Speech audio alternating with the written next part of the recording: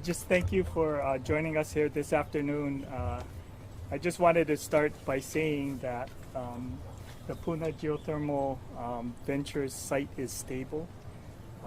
We believe that we have mitigated any risk to the community. As you may recall, 2.5 weeks ago when I appointed Tom Travis and Mayor Harry Kim to head a task force, we had anticipated that what might happen is that the lava flow would inundate the Puna geothermal facility. And we have been working very hard for the last 2.5 weeks to mitigate that possibility.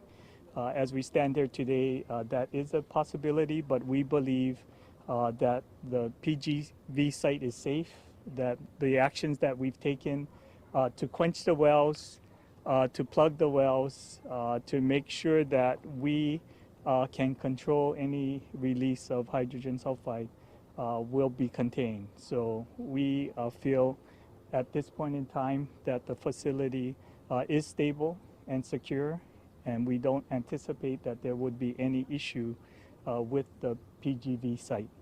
As you know, a new fissure 24 has opened, and there are still much activity in the vents, and the lava flows is approaching the PGV site.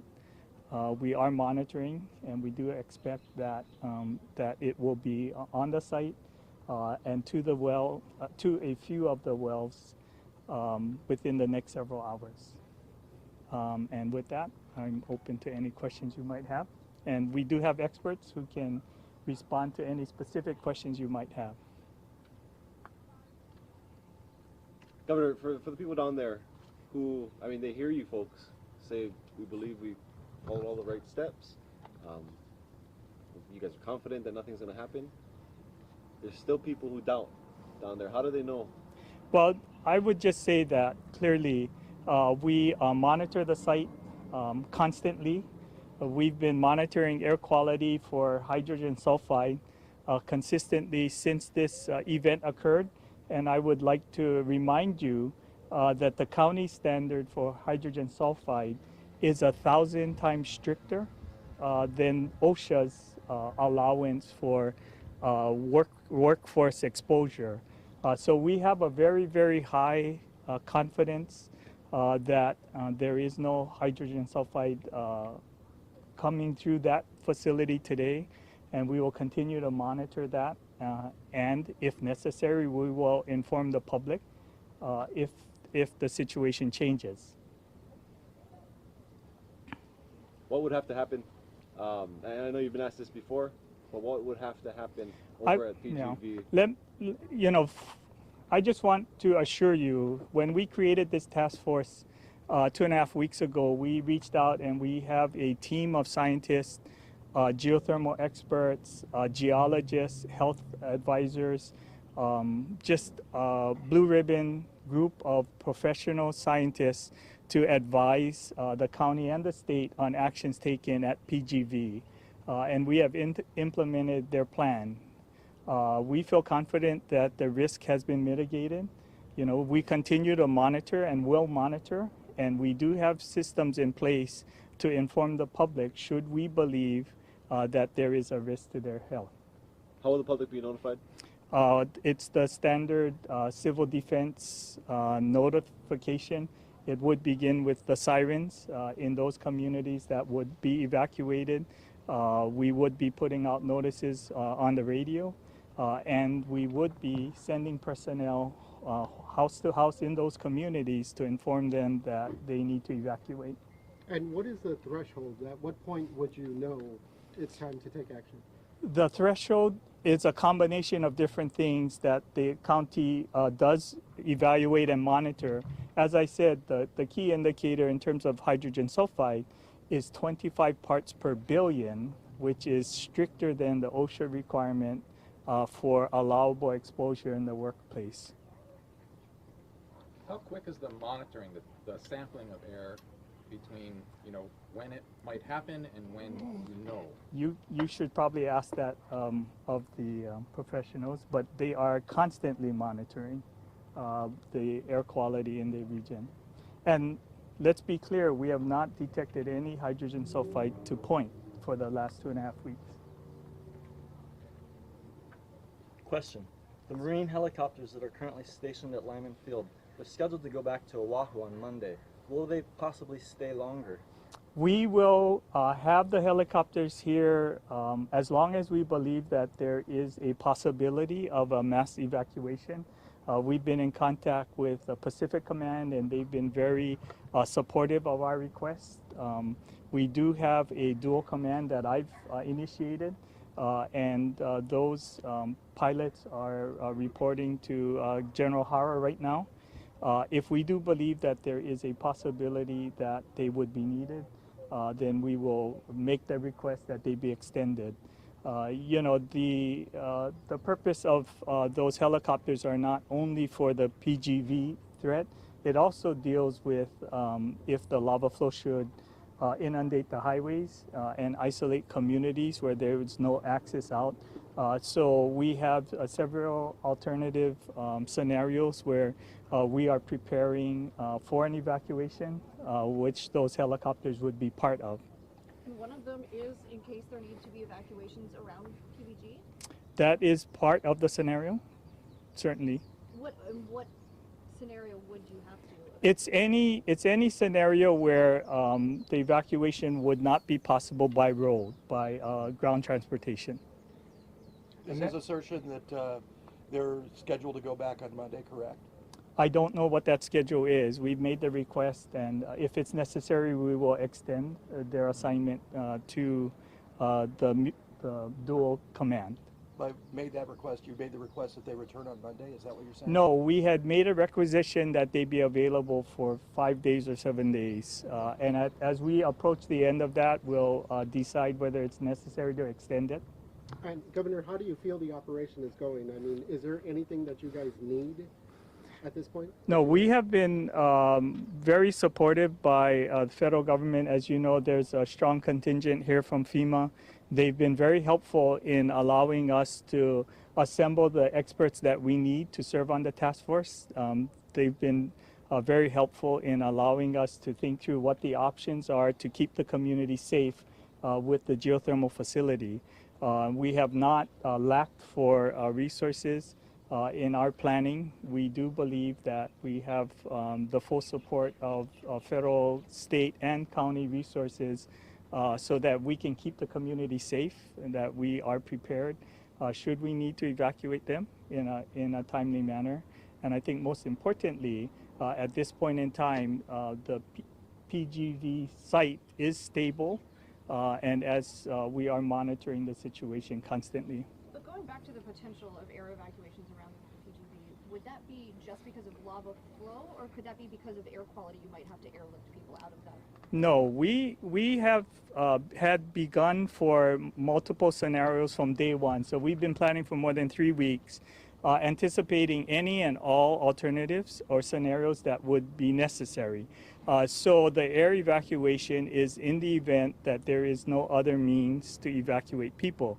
You know, we do know that people, if the highway is accessible, that driving them out via vehicles and buses or other vehicles would be much faster than we would be able to evacuate people by helicopter. So as I said, the air evacuation is only in the consideration when there is no other means of transportation out of that area. Well, as long as the eruptions are ongoing, and they have for over 3 weeks now, it looks like we'll need the assistance of those Marines at least to be on standby indefinitely. Well, we do have several different assets that we have. You know, we are making assessments about what scenarios are likely that we need to be prepared for. I believe that it is important that we have access to those assets right now, and that's why I made the request, and they're available to us. I will extend that request if necessary, if we believe that there's a possibility that an air evacuation would be necessary. You know, our main focus, both the mayor and myself, has been on the safety and security of the community. You know, we will continue to be focused on that. Every single decision that we are making are on behalf of the people to keep them safe and informed and aware of what's happening. Speaking of being aware, this morning they got a message, those on Blackboard who got the emergency alerts. It was a very vague message saying that lava was on PGV property, but not much more. Is there anything being done to make sure residents can get more information when they need it if those alerts happen again? You know, we are providing information to the public as we have the information available. As I said, if we felt that there was a threat to the community from PGV, we would inform them. We believe that PGV is stable right now. The wells are quenched. Those that are closest to the lava flow have been quenched and plugged. And so certainly we believe that even should the lava approach and run over those well sites, that it would be safe, that there would be no emission of hydrogen sulfide. Regarding the mitigation, has that been completed several days ago, or have there other extra things in the last today, yesterday? No, I mean, we actually are working on mitigation events constantly. You know, there are several other sites, wellheads that are further away from the lava flow that we continue to make mitigation efforts on. But we do believe that those wellheads that are closest to the lava flow that would be most at risk have been plugged and would not be a danger should the lava reach them. How many are considered most at risk at this point? You know, I will allow Tom Travis to give you that information. I think there are a handful of wells, wellheads that are closest to the lava flow. Have you been given a time frame at the going rate that the lava is advancing? We do, and Tom can probably respond to that. We do monitor it constantly, and we update that estimate. But remember, that estimate is based on the current rate of flow that the lava is moving. It changes constantly, and certainly, you know, we do anticipate that it will occur in the next several hours. But it's hard to pinpoint exactly when that will happen. In the event that communities need to evacuate, what's the mile radius and what communities should be on standby? We will inform the community should there be a need to evacuate, just like we have in the other instances where it was necessary to evacuate people. It would be via a siren. We would be providing information on the radio, and we would have people going house to house to inform them that they need to evacuate the area. Okay, thank you, and I'll turn this over to Tom Travis. Thank you, Governor. Hello, I'm Tom Travis. I'm head of the task force that Governor Ige set up, or the leader of the task force. And we have continued to work to make the wells safe and to reduce hazard in the community. We're working with Pu'u Geothermal Venture, who is doing the operations as they're identified and considered necessary. Are there any questions? Tom, what's the current status of how close that lava is to the wells, those 4 wells? The 4 wells that you're speaking of are the wells on well pad E. I don't know what well pad they're on. Yeah, it's well pad E. The 4 wells are KS5, KS6, KS14, and KS3. I think the lava is approaching or is in contact with well KS6 right now as we speak. So there is currently lava over a well. I don't know that. I said I think. Okay. When I stepped out here, it was very, very close, and I think that it's very close to overrunning that well. Now, with your research and your efforts to quench these wells, how confident are you that there won't be a reaction between those gases and the hot lava breaking and encroaching those wells? What makes you so confident about your assessment that they're stable? First of all, we've assembled a team that has a broad range of experience so that we can identify what the hazards to the well are as the lava comes into it. And we developed a strategy which was to quench the well, plug the well, and remove topside equipment from the well so that it produces a low profile to the oncoming lava. And we've accomplished that on all 3 production wells on Pad E. All 3 of those wells have been plugged. All 3 of those wells have been quenched. Well, correction, I'll stand back. 2 of those wells have been quenched. We had to do a different kind of plug on KS-14, but it is plugged, and all of the wells are presenting minimum interference to the lava. They're all close to the ground and covered so that the lava should go right over them. Is hydrogen sulfide still a possibility, especially when you're talking about KS-14? It is difficult for me to imagine in what case we would get hydrogen sulfide from KS-14 as a result of the intrusion of the lava. That doesn't mean that there may not be a case that I haven't anticipated, but I could give you no example of how that would happen right now. What is expected to happen if and when lava covers a production well? Just quiet? Nothing? Nothing. If we've done our job and we've anticipated what we need to do correctly, the answer would be nothing. And when you use the term plugged, that's the same thing as capped, am I? They're used by some people interchangeably. These wells are not capped, they're plugged, which means that the break between the geothermal resource somewhere down around a mile and the surface is a plug in the well between the two.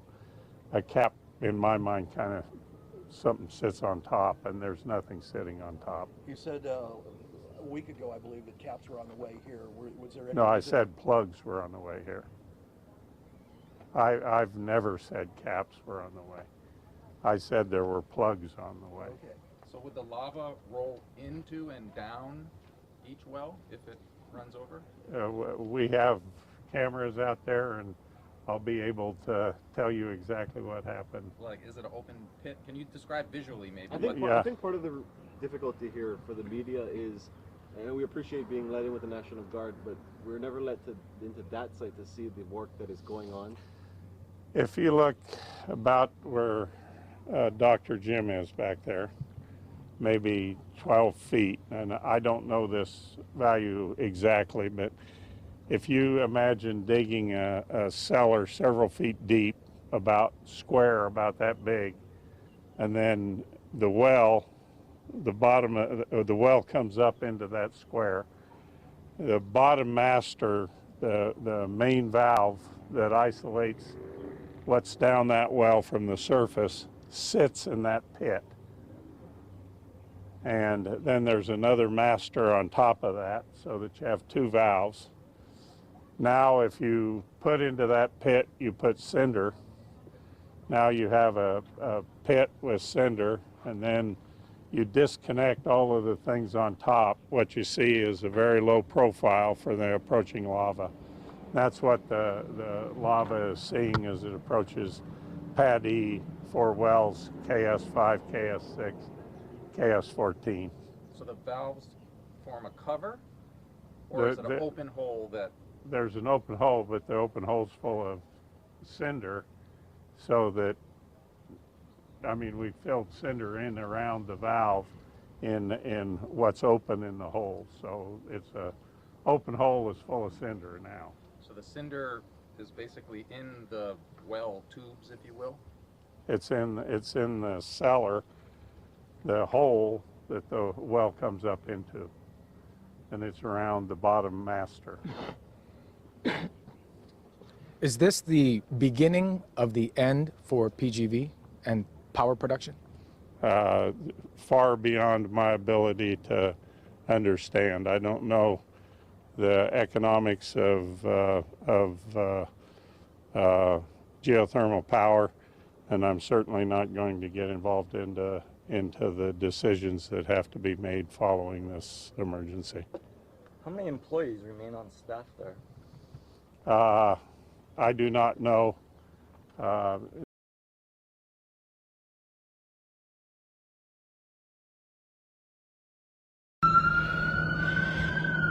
Hey guys, we're live. I know you can't see me, but mandatory evacuation from coming down Luana. Lava coming down Luana towards Kahukai. You know anybody down here? Tell them to get out. We just left Makamai, and so you don't want to get cut off and get caught in Kahukai. So lava coming down Luana. It's gonna cut off a lot of. It's gonna cut off a lot of Kahukai.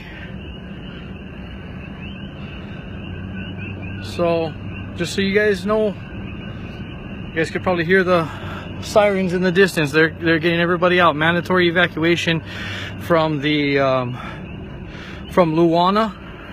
This is Luana. From Luana down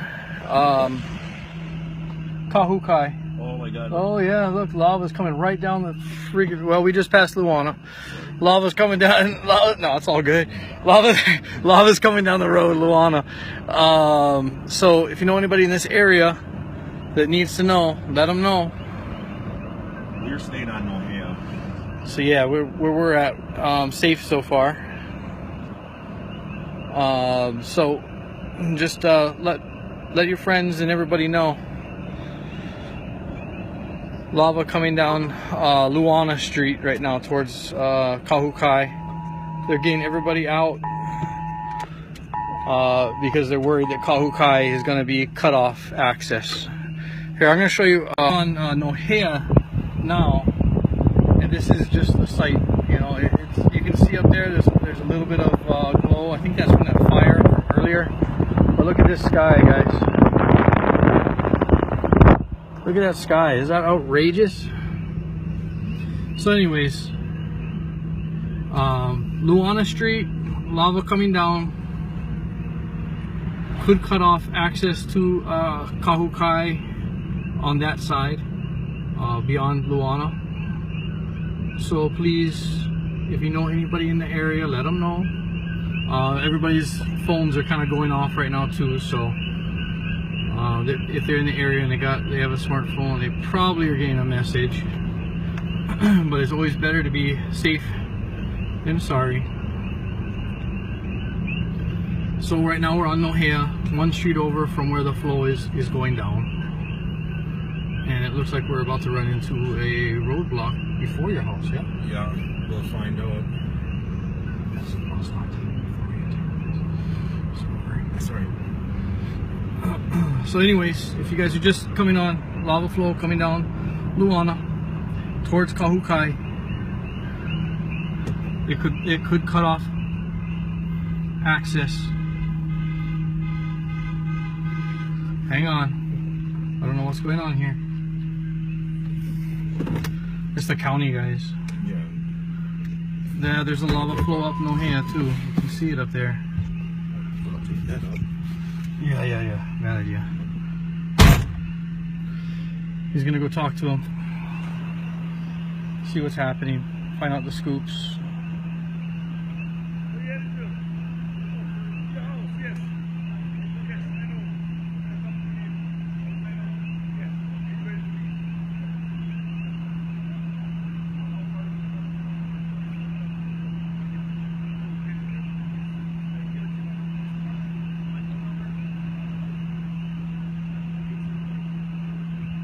There's definitely a fire up Nohea. It's way up there past the roadblock. That might be lava coming down Nohea. I'm not sure. Here, try zoom in. You see him up there?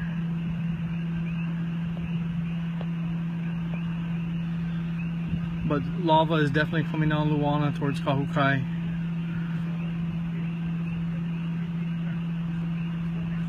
We're safe. We have plenty of ways out from here.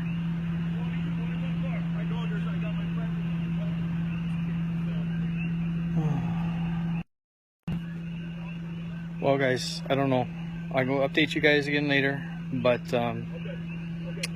yeah, we'll see what happens here. I do not know them. I'll catch you guys back in a little bit.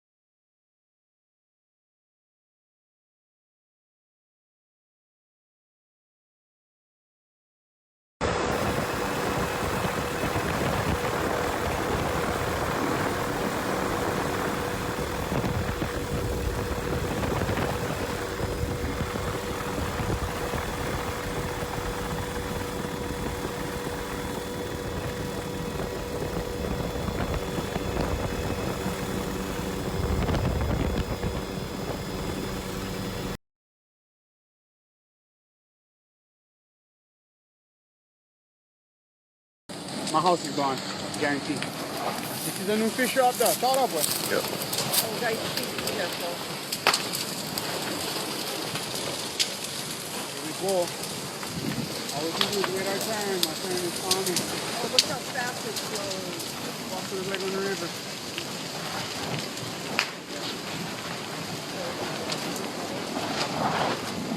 Oh, and Daddy over here. And we can get some last. Hey, you guys got your mystery. Oh, there's two right there. There's two. There's one on this side, one on that side. Yeah, no, we're out here. You live up here? You better be there when I get back.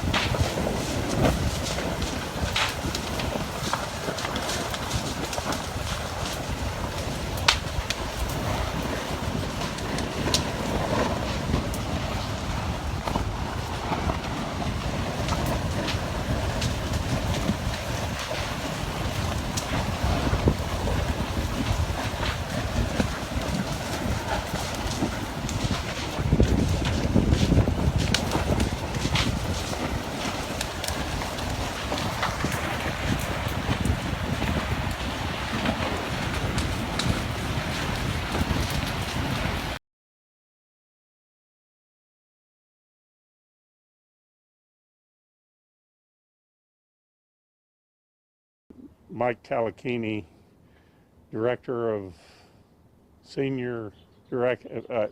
Mike will be up and he can answer that. He works for Ormat. I'll let him decide what he's called to. Are there any other questions? What's a master? Master's a valve, Okay, big valve, okay. about your size. That'd be a pretty big valve.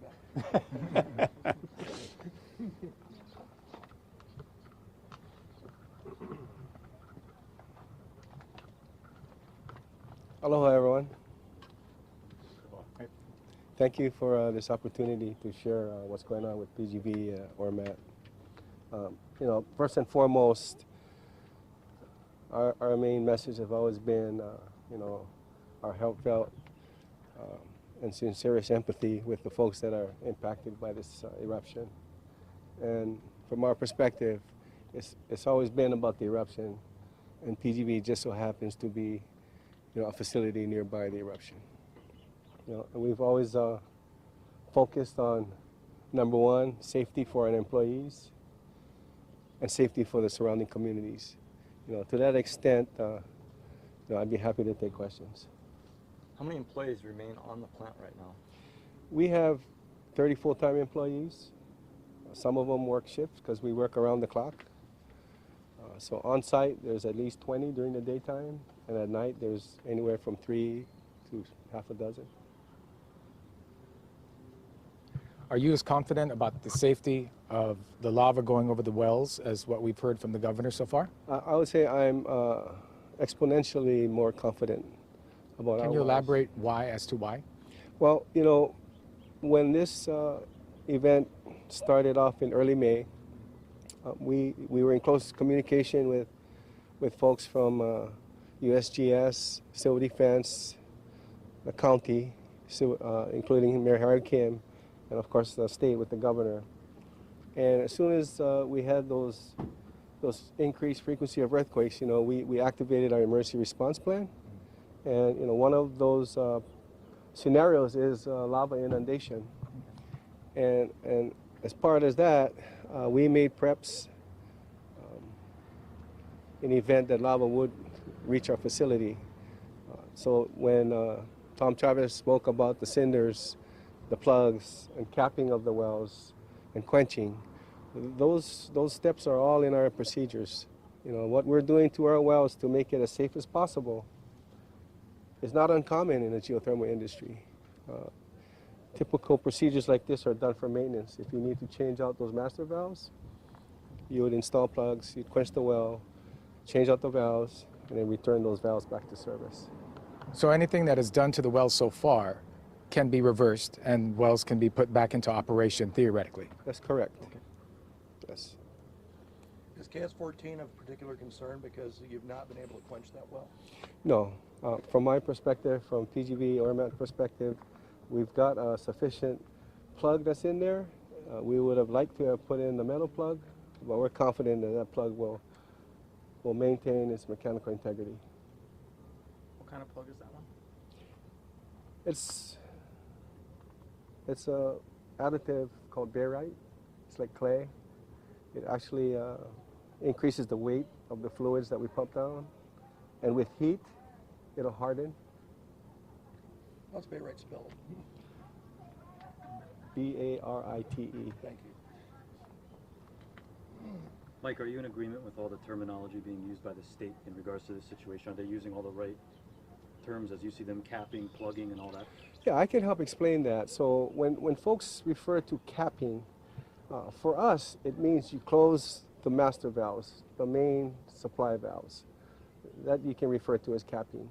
Quenching, essentially, is just pumping fluids down into the wells that are producers because they typically have pressure at the surface.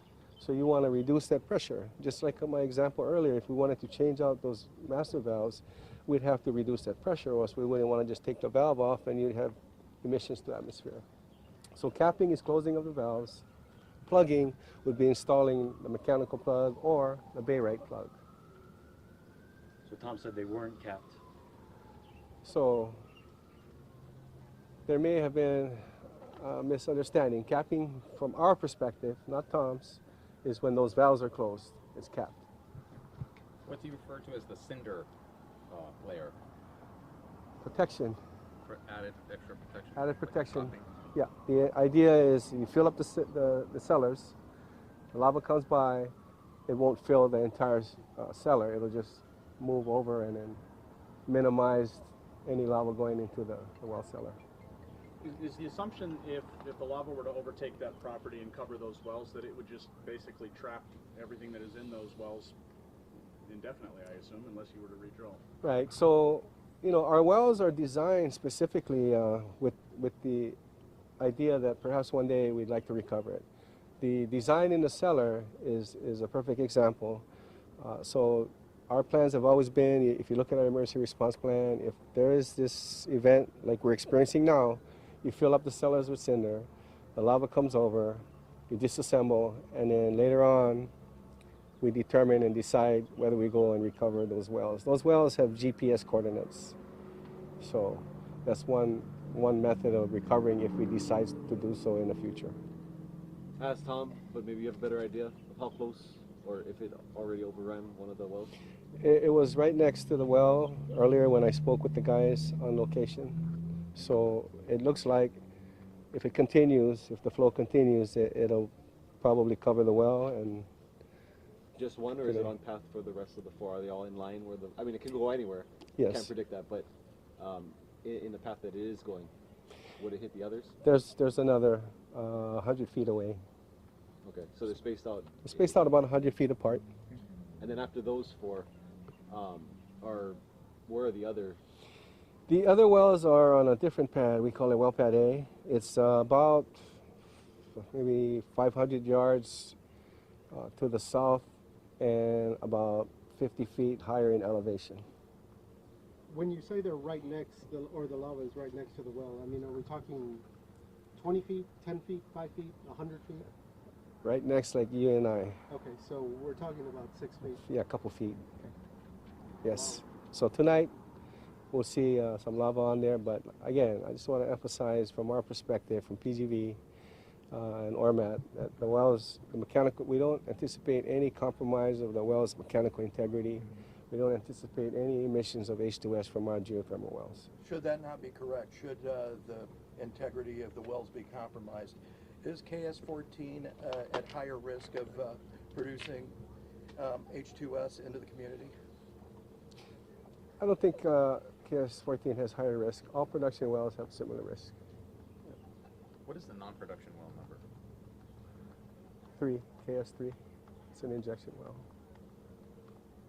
Do you folks have any cameras that stream, or is it just you call your workers down there and they give you the update? We have cameras. We don't stream them. It's for internal use, mostly security and just monitoring of the plant. So yeah. any for peace of mind for the public, any option for them to be able to somehow see it through civil defense or any? I think the peace of mind will come once the lava passes over the well, and we can tell you guys that the well is fine, which is what we fully anticipate. You know, it may take some time. If the lava continues, we'll definitely share that information with Tom. He's the leader of this task force, and you know, we'll definitely share that with everyone. How many wells are on pad A and what are they for? So in geothermal, there's only two different types of wells, production and injection. On pad A, there are 2 production wells and 3 production and 3 injection. And with that, with E, that's everything, well-wise? There's one more on well pad B. It's 150 feet higher elevation. With those valves, when you say you cap it, right? We'll close the valve. You close the valve. That's capping. Are those valves built to withstand 2,000-degree lava? Definitely. Yeah. So, you know, from our perspective, all of our design criteria and our studies, the valves themselves would protect the wells. Okay. We're confident in that. But you know, with the teamwork with Tom Chavez, the governor, the mayor, we felt it prudent to step it up another level and to do the quenching and to install those plugs that we installed. Are there any other wells besides KS-14 that are showing any signs of activity, if you will? We've had another well that had lower pressure, but we've got a pretty good handle on that. We're getting ready to put a plug in that one also. Is that on the same well? Well pad A. Okay. Yeah. Which well is that? It's KS9. Okay, thank you. I want to say one last thing. Just want to let everybody know that the PGV team, under the leadership of plant manager Jordan Har, has done an exemplary job of implementing and executing our emergency response plans. And also just to let everyone know that our corporate leadership, all the way up to our CEO, Isaac Angel, has spared no resources in whatever we need to ensure the safety of our employees and to ensure the safety of the community. Thank you. Thank you. Thank you for explaining that.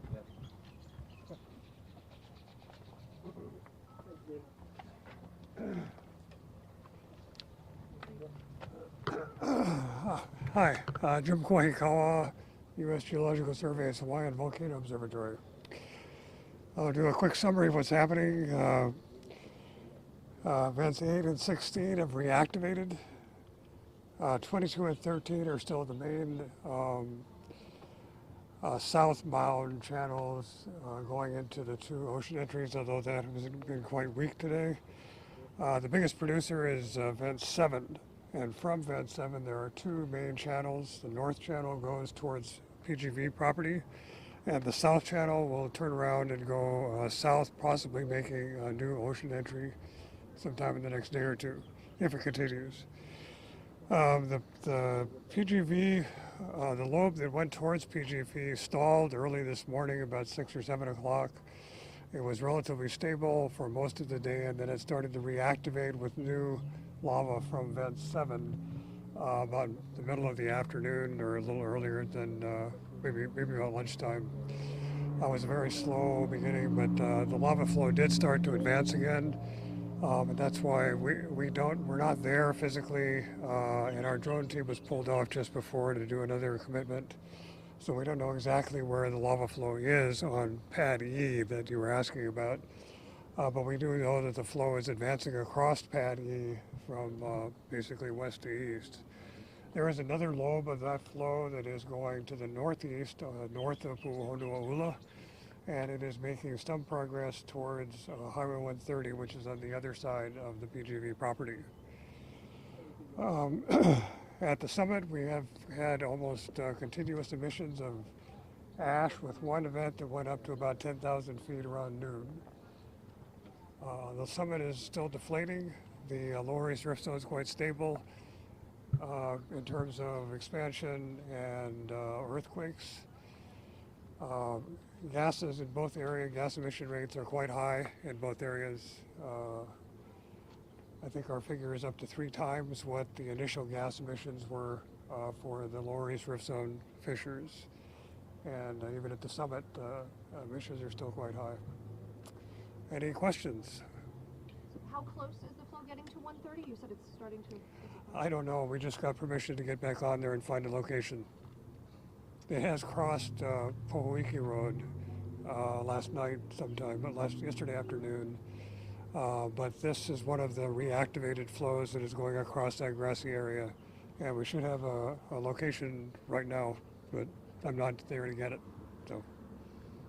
Can you tell us about Fissure 24? Oh, yes. Is there no lava coming out of that? The news star. Fissure 24 was noticed this morning. It was actually a rather slow output. It was going into filling a pre-eruption crack in Leilani Estates. It was certainly well overshadowed by Vent 7 and the big fountains there, which achieved almost a 200-foot elevation above the ground. It's been very dramatic.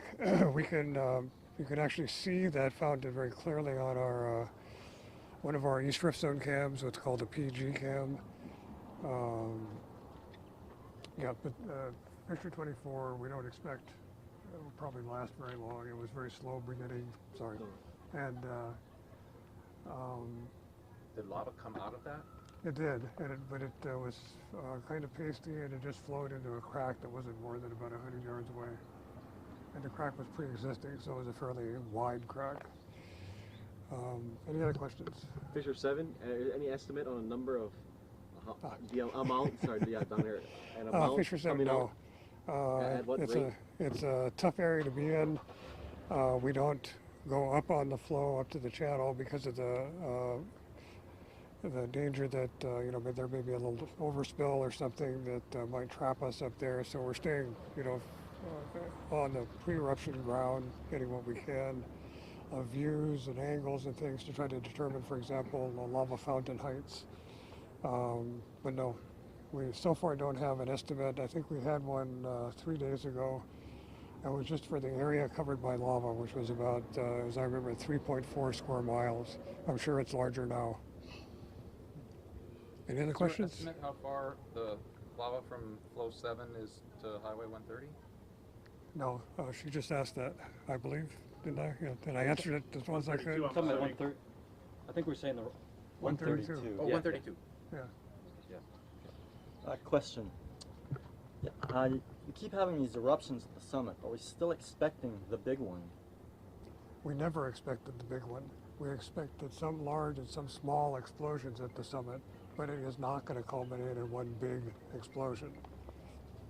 Any update on the analysis of the lava? I know that's been sort of a rolling process for you guys. Yes, it's a real advantage to us to be able to do the analysis at the University of Hawaii at Hilo right here.